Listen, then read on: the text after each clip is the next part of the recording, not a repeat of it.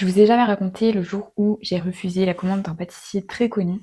Alors vous allez me dire si j'ai eu raison ou si j'ai eu tort. Tout commence par un mail me disant je suis l'agent de pâtissier spécialiste dans le trompe-l'œil.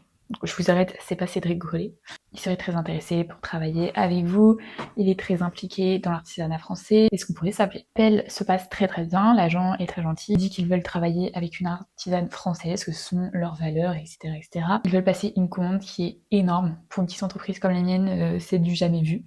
Le seul point un peu chiant, c'est qu'ils ont des délais très très courts. Je leur dis que c'est faisable, mais que je vais devoir travailler H24 sur leur commande pendant un mois et demi. Et donc ça veut dire stopper toute autre production. Bref, je leur envoie le devis.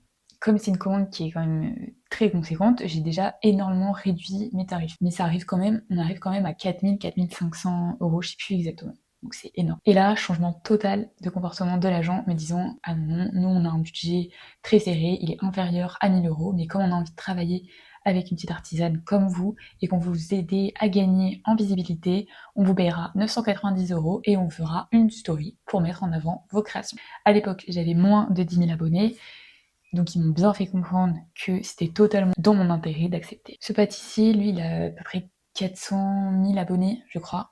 J'avoue que j'avais jamais entendu parler de lui et j'estime que si on veut vraiment travailler avec des artisans, euh, eh ben, il faut payer leur travail et pas les exploiter en leur promettant monts et merveilles grâce à une story. Parce que oui, peut-être que cette fameuse story m'aurait apporté quelques abonnés, et encore, j'en suis pas sûre, mais la commande, elle sortait totalement de mon univers, donc ça reflétait pas du tout ce que je pouvais créer au quotidien, et donc ça aurait pas du tout ciblé les bonnes personnes. Dis-moi ce que toi t'aurais fait, et si j'ai fait une grosse erreur ou pas.